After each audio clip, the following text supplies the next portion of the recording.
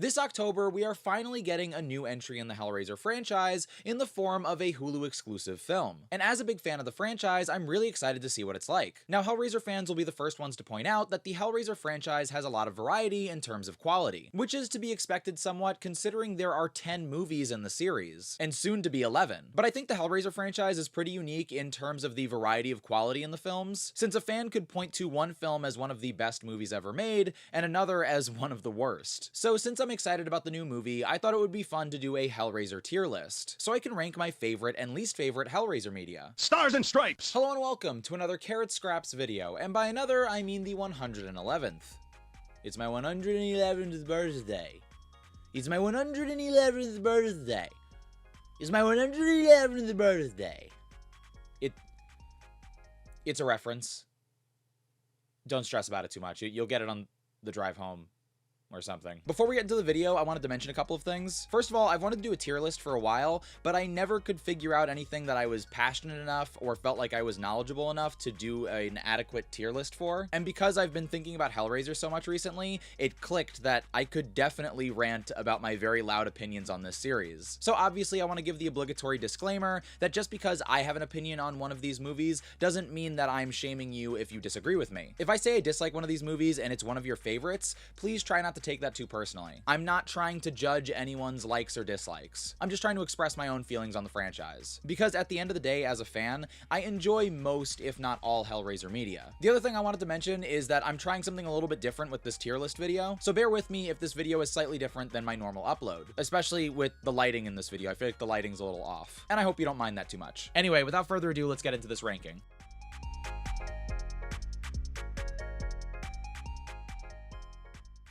So we're starting with Clive Barker's Hellraiser 1, released in 1987 and in my opinion an instant classic, and I don't think this is going to be a surprise. This movie is incredible. It gets S tier immediately. Now, I have a couple of favorite horror movies, but typically the #1 spot is tied between Hellraiser and Halloween. And what's interesting about those two is that while I love Halloween, I'm not a huge fan of slashers. But as a fan of Hellraiser, I can say that that movie is not just a favorite movie of mine, but it represents what I want from horror movies. Hellraiser is a journey into the bizarre and the strange, and it is eager to show you weird and grotesque things. And to be clear, I'm not just talking about gore, I'm talking about monsters, I'm talking about entities, I'm talking about otherworldly, creatures and ideas. And then underneath it all, it also has a really profound subtext that leads people to feel very differently depending on who you ask. So I absolutely love the first Hellraiser. I think it's a classic. It's one of my favorite movies, and it's definitely, potentially my favorite horror movie. But oh my goodness, tied for first place in the Hellraiser franchise is Hellbound Hellraiser 2. Goes for the Lost World Jurassic Park naming convention there. Hellbound is kind of difficult for me to talk about, not because it's bad. It's actually amazing. I think it's one of the best sequels out there. Like, it's right up there with Terminator 2 for me. It builds on what the first movie presented really well. And there's a reason why the lore that's presented in this movie is so revered by Hellraiser fans in other multimedia. I think Hellbound really expands the world of Hellraiser in the best way. The only thing holding me back from putting it next to the original Hellraiser, or even saying that it's better than the original Hellraiser, is, I guess, just respect for the original. But at the end of the day, I think both are outstanding. I think both offer something, unique. They don't feel like the same movie. You get something different from each of them, and the things that you get are fantastic. Hellraiser 1 is an amazing film, and Hellbound Hellraiser 2 is an amazing sequel. And it's interesting because so many of the Hellraiser sequels are bad in my opinion, and yet we got one of the best horror sequels of all time in Hellbound. So I appreciate it for that. All right, now this is going to get a little bit difficult. Hellraiser 3, Hell on Earth. When I first watched this movie, I thought it was absolutely hilarious. What I'm trying to say is that I was disappointed by the movie, but in a way that I thought it was so bad it's good. Don't get me wrong, I was really let down by the movie because I was so impressed by the first two. But to get all the way through Hellraiser 3, only to find a Cenobite that's a CD player man, and a bartender, and a piston, it was ridiculous. It made me laugh quite a bit. But I do value that. And so for a while I was like, Hellraiser 3 is great in a so bad it's good kind of way. It's just such a funny movie. How could you not enjoy it? But the thing is, in recent years, after rewatching Hellraiser 3 several times and rewatching what I consider to be the essential Hellraiser movies, I've kind of accepted Hellraiser 3 as a pretty good Hellraiser movie. It definitely has its problems, it definitely has its issues, but it's a more faithful adaptation of the original and continuation of the original than any of the Hellraiser movies from like 5 to 8. So I'm gonna put this in the B category. I like this movie a lot. I even with its problems, I like this movie a lot. I've grown to like this movie. Like I said, I think it understands what it means to be a Hellraiser movie. I think it puts some interesting ideas out there, and I like a lot of the characters, and I like that it continues the story in an interesting way. I think if you removed the CD Cenobites and the modern 90s Cenobites, I would be way less hesitant about saying that I think this movie is awesome. But the best I can say is that it's an imperfect movie that I love, so I'm gonna give this a B. Now, Hellraiser Bloodline, I've heard a lot of conflict from Hellraiser fans over the years. When I first saw this, I was expecting the worst because of what I had heard other people say about it, but I loved it. And after rewatching it over the years, I only love it more and more over time. I totally understand the lore mistakes and kind of the weirdness of the movie. You know, it's paced kind of weird. There are reshoots that make it a little bit weird. But again, in comparison to the other Hellraiser sequels, I think Bloodline is a pretty good sequel. I think it understands what Hellraiser is. I think it continues that story well. And I think it does new things that make this movie unique. Does it have similar problems that Hellraiser 3 has? Absolutely. But overall, I still really like this movie. And I like this movie so much that I kind of consider the quintessential movie Hellraiser experience 1 through 4. I feel like even with the continuity errors, you get a pretty good story going from Hellraiser 1 to Hellraiser Bloodline. And I really appreciate that. So I'm honestly going to give this movie an A. Again, I'm not trying to say that that's a perfect movie or an amazing movie, but it is definitely a Hellraiser movie and I like it. Now we're getting to the controversial movies. So from Hellraiser 5 to Hellraiser 8, I consider these sequels okay horror movies, but bad Hellraiser films. Most of these really aren't that bad as horror movies, and if it didn't have the Hellraiser name on it, and it didn't have Pinhead in it, I probably wouldn't dislike them as much as I do. I can acknowledge that these movies are pretty good, but they're just not Hellraiser films. Like, not in their presentation, not in the themes, not in the lore. They're so tangentially related to Hellraiser. It's like it's silly. It's silly at a certain point. The other big problem with Hellraiser Inferno is that I feel like it establishes the wrong messages about Hellraiser for the next couple of movies to continue that legacy. So this movie, you know, maybe it doesn't establish this, but it certainly ties the Cenobites more so to dream horror than I think they have any place being. Like, there's a dream sequence in the first Hellraiser movie, but in Hellraiser Inferno, it's like kills and scares are happening in the dreams rather than anything else in real life, you know? And that is definitely taken into the next couple of Hellraiser films. In addition, I feel like instead of these Cenobites being these beings that are exploring experience, you know, blurring the lines between pain and pleasure, in this, they become punishers. You know, they take the name Hell very literally, and now they want to judge the good and the bad. And that's just not what Hellraiser is, in my opinion. So,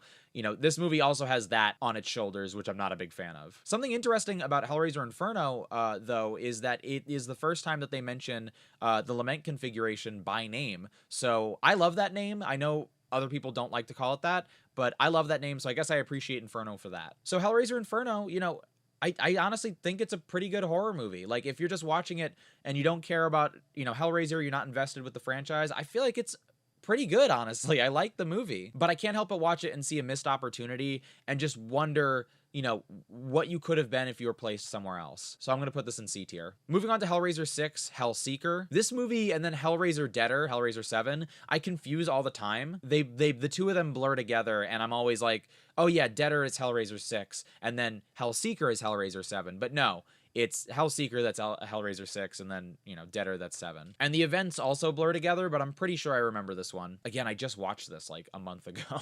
Now again, Hellseeker, like, I think it's an okay horror movie. I think if you're not a Hellraiser fan, you could get a lot out of this movie, but as a Hellraiser sequel, it is just lame. It's nice to see Christy Cotton back, kind of, but not only is she back in a like kind of a confusing, convoluted way, but her introduction and implication is it is a little frustrating as a fan to see her added back to the franchise in a way that I really don't like. Like, I think I just would have rather they not bring her back than the way that they brought her back in this movie. And then again, there's a lot of dream sequence stuff.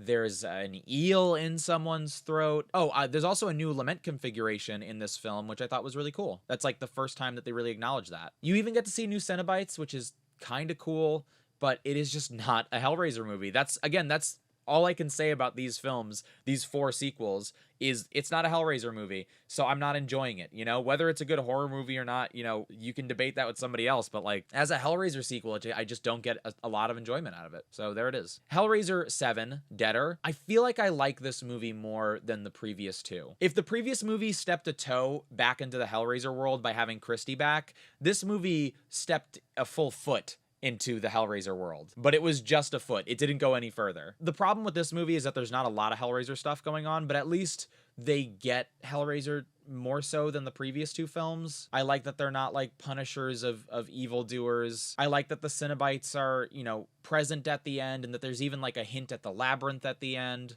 I think the name Deader is very silly, but I do like the Deader cult. I like this movie a lot more than the previous 2 films, but there's still a lot of dream sequence kills. There's still a lot of dream sequence scares, which, if your movie is about dreams, that's fine, but Hellraiser is not really about that. So whenever that happens, I know that nothing real is going on, you know? Like, this isn't a remake of Hellraiser. This is a Hellraiser sequel, and we know that you don't die in your dreams like this. So it's just kind of a dull movie, honestly. It's a little boring, but it is closer to Hellraiser. I would put it higher.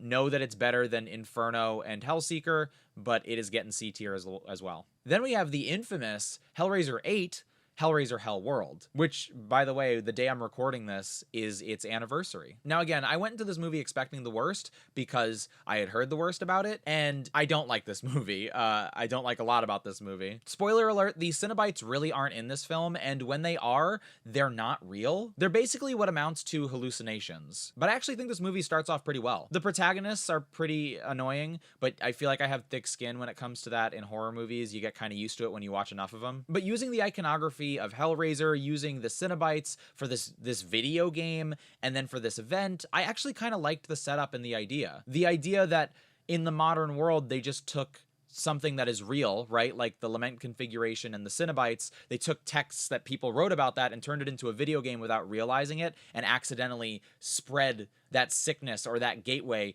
to a new generation of people. That's actually kind of a sick idea. I actually like that a lot. But the movie has basically nothing to do with that video game other than getting these protagonists to hang out in a mansion. And then again, from there, it's not the worst movie in the world. It actually has a pretty decent twist at the end. But as a Hellraiser movie, it misses the mark. In my opinion, it just doesn't understand Hellraiser.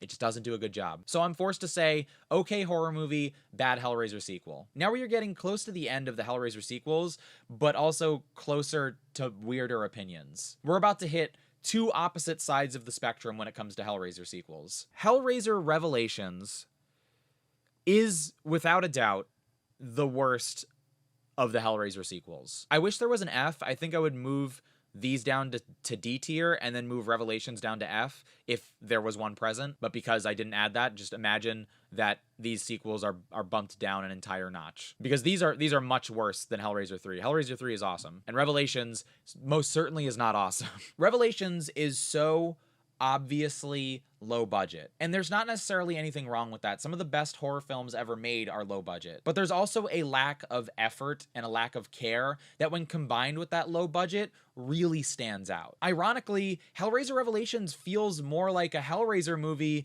than the previous 4 movies did. It feels like whoever made the film was trying to genuinely tell a Hellraiser story. But it is both super unoriginal when compared to the original film, and then also very dull and weird and even gross sometimes. I'm a big fan of found footage horror. I mentioned my favorite horror movies earlier being, Hellraiser and Halloween, but another one of my favorite films ever made is the Poughkeepsie Tapes. I know a lot of people dislike that subgenre of horror because of a lot of bad connotations that it has, but I love found footage horror, and I was definitely open to seeing a found footage Hellraiser movie. It's so hard for me to even say. I'll say that maybe the found footage aspects of Revelations were better than the more traditional, like, drama shot reverse shot filming of the rest of the movie, because if you haven't seen it, it's not a full found footage horror movie. It's just sequences. But that's not saying much, because while I do like certain sequences, while I do like certain Cenobites and maybe even some reveals, overall it is poorly acted, it is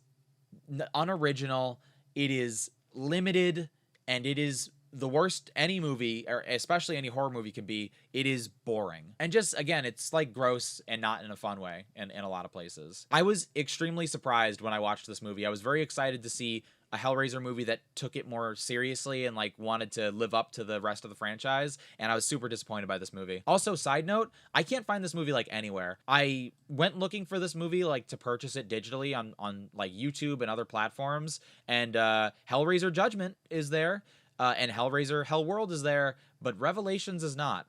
It makes me wonder if the people who made this movie know that it's not great and don't want people to see it. But I saw it and I didn't like it. Also, this is the first film without Doug Bradley. I love Doug Bradley. It's a bummer to see him stop playing the character, but I understand if we're going to continue the franchise, we can't have him forever. But that being said, whether it was the makeup or the actor or the writing, Pinhead in this movie does not work for me. We're about to have yet another person play Pinhead soon, and we've had a couple now, and I think I can safely say for the future that this is the worst depiction of Pinhead that we've seen so far. And again, I don't mean any offense to the filmmakers or to the actors or anybody who worked on the film. I'm not commenting on your work. I'm just trying to say that the final product I just don't like. And I'm sorry I was so harsh on that, but that's just my honest opinion. But then we have Hellraiser 10. The last Hellraiser movie before the upcoming Hulu project. And it's crazy because to me, this is the best Hellraiser sequel since Bloodline. This movie is fantastic. Now, it is a little bit gross, and it is a little weird in certain places. It's not my favorite movie in the world. I don't love this movie. There are definitely choices and twists, and the way that it focuses on certain characters. I'm just not a fan of a lot of things. But at the end of the day, I think this is a great Hellraiser sequel. I think it wants to be a Hellraiser movie. I think it takes itself seriously as an entry in the franchise. I think it's trying to express some ideas. I think it's trying to be new. I think it's trying to be original. And I can tell that everybody making the movie is passionate and is really putting in their all to make this a good film. Truly, the best thing about this movie is a lot of the new stuff too. They do some really unique and weird things with the Hellraiser lore, and I love that. I needed something new. They kind of incorporate in the punishing aspect of hell that the kind of 4-movie sandwich at the center of the Hellraiser franchise was implementing with the Cenobites, but it separates it. So that way Pinhead isn't the one judging people, it's these new characters. And if you want to put that in the Hellraiser mythology, I like that because it's incorporated differently instead of just trying to be given to Pinhead and the other Cenobites. I think this movie's awesome. I'm gonna give it an A, honestly. Again, this isn't one of my favorite movies. This isn't one of my favorite Hellraiser movies, but it was just so refreshing to watch a Hellraiser sequel that participated and that like wanted to be a Hellraiser sequel. I think it's a good movie. Like I do. I think it's a good horror movie, and I think it's a good horror sequel. I think it's gross. I think it has some weird twists, but overall, I think it's a great Hellraiser movie. And so it's gonna get an A from me. And so that's my ranking of the 10 Hellraiser movies. Whenever I tell people that there are 10 Hellraiser movies, they're absolutely shocked. No one is prepared for that information. It's just people didn't know that there were this many Hellraiser movies. And again, over the years, I'm just thankful that we got the original 4 movies. You know, I put Hellraiser Judgment in A, but I consider the quintessential Hellraiser experience from the films 1 through 4. 1, 2, 3, and 4 are great Hellraiser movies, and you could just watch those 4 and then pack it up and have a great day, rewatch them every Halloween and say, this is what Hellraiser is. And I think you'd have a great series of movies there. Even if Hellraiser Judgment is technically a better film than Hellraiser 3, I think I still like Hellraiser 3 better. I know I ranked that weird. I know that sounds weird, but that is the case. And I'm excited for Hellraiser 11 and to see, you know, what side of the spectrum that movie's going to fall on. But before I go for today, I wanted to throw in some other honorable mentions that aren't movies but are still very important to the Hellraiser franchise. The first is, of course, the novella that the first movie is based on. And that is, of course, The Hellbound Heart by Clive Barker. Something really interesting about this novella is that it is different from the movie, but it was created to get the movie made. From my understanding of the history, this novella was written to get a film made about this story. And I really like it. It's a really interesting read. It's a really interesting listen if you want to listen to it on audio. And I definitely appreciate it for starting this entire franchise. I also absolutely adore the cover. It's one of my favorite horror covers ever. I was very lucky to find a copy of this recently. That's a holy grail item for me that I've been looking for a while. I'm still looking for the original cover because the one that I have is a little bit more red and the one that I'm using here is more flesh tones. I need that original copy, but at least I have a version of, you know, the bodies creating a face. I just feel like that's so iconic and it's so striking. I mean, it's better than a lot of the Hellraiser posters, you know what I mean? Especially considering they use the same photo shoot for 2 of these movies, right? But yeah, The Hellbound Heart, it's an amazing story. It's an amazing Clive Barker story, and I totally recommend it. I'm going to put this in A tier. And I'm putting it A tier because at the end of the day, I still prefer the Hellraiser version of this story, and I still prefer the universe that was created with Hellbound, Hellraiser 2, and the original Hellraiser. I love the world and mythology of Hellraiser that came from that original novella, but the original novella is not peak Hellraiser to me. But it's still amazing, and I still love it, and I still think it's good, and I still appreciate its existence. Now, coming up next is the Hellraiser Epic Comic Series, which is of course the Hellraiser comics from Marvel published in the 90s. And I can't stress this enough, this is like triple S tier. If you watch my streams on Twitch, you know that I rank things out of 20. This is one of my few 20 out of 20. I absolutely love the Hellraiser comics from Epic from the 90s. To me, they live on the legacy of Hellraiser perfectly. Everything I ever wanted from a Hellraiser sequel, I found in the comics once I started reading them. It was such a breath of fresh air to read these books and be disturbed, but also inspired and also surprised, and just to see a story continue what the Hellraiser movies started. Again, my big criticism of a lot of these movies in C tier, all of these movies in C tier, is that they don't feel like Hellraiser movies. And a lot of the Hellraiser sequels feel that way. But these Hellraiser comics, specifically the 90s ones, are incredible. They are some of the best comics I've ever read, and they are exactly what I want from Hellraiser. We get so much new, we get so much familiar, it embodies the ideas of Hellraiser perfectly. Not only that, we get a good number of issues of it, so you can really dive deep into this world that's only expanding in these books. Now, this is an anthology series, so there are various different stories written and illustrated by different people, and I'm not going to say that every single one of them are perfect. A lot of them I'm not a fan of, and a lot of them I love. But the idea behind these comics and the direction that most of the stories go in is Hellraiser to me. It is exactly what I want from Hellraiser. It is exactly what I love about Hellraiser. I can't say this enough. I love the Hellraiser comics from the 90s so much. And again, we only have S to D here. If there was a triple S, I would put the comics, the 90s comics, in that category. I can't recommend this enough. They are very hard to find. They've been reprinted, but kind of moved around and torn apart, and not even all the stories have been reprinted. So unless you have like physical copies of it, it's kind of hard to read these. But if you're able to read them, I can't recommend them enough. They are absolutely incredible. And the reason I keep distinguishing between the 90s Hellraiser comics and something else is because there is another Hellraiser series published by Boom Studios in the 2010s. And these stories are pretty good. These comics I read before the 90s ones, and I had a good time with them. They introduced some ideas that I really liked. They introduced some ideas that were a little generic in my opinion. Just the idea of, you know, what if Pinhead wasn't Pinhead, and what if somebody else became Pinhead? To me, that's like top of the list of let's write a Hellraiser story if I'm not really into Hellraiser. It just lacks that imagination. But putting that aside, the story it does decide to tell, I think they do really well. I think it looks really good, and I think it's interesting. I like this series. I'm going to put this in B tier. And that is my Hellraiser tier list. What did you think? Did you agree with my ranking? I know a lot of people don't like the Hellraiser sequels, but over the recent years, I've seen a lot of people say that they do like the Hellraiser sequels. Oftentimes on Twitter posts for the new Hulu movie, I'll see people talking about how they like every Hellraiser movie, and I'm like, hey, go off, queen. That makes me happy. I like that people enjoy stuff. But for me, even though I do still like these movies, right? Like, I'll still rewatch all 10 of these movies. But for me, I'm still just, you know, I can't deny that these let me down. But at the end of the day, from B tier up, this is a great collection of stuff added to the franchise. Books, comics, movies, sequels, you know, B tier up, this is a great franchise. This is a franchise I love, I care about, I think is interesting, and I hope that it continues, and I hope that it gets new and interesting entries every time it comes out. Anyway, that's gonna do it for this video. I want to thank you so much for watching. If for some reason you enjoyed this video, don't forget to give it a like and to subscribe to my channel for more. As regular viewers know, I make a variety of content on my channel, and I'm always gonna make the kind of videos that I want to make. But if you see something you enjoy, make sure to let me know, and I'll try to prioritize that kind of content in the future. If you want to watch me play video games like Back 4 Blood or Evil Dead Live, check me out on Twitch at twitch.tv/carrotscraps, and all my other social media, Twitter, TikTok, and Instagram are at carrotscraps as well. So I want to thank you again so much for watching, and I'll see you soon.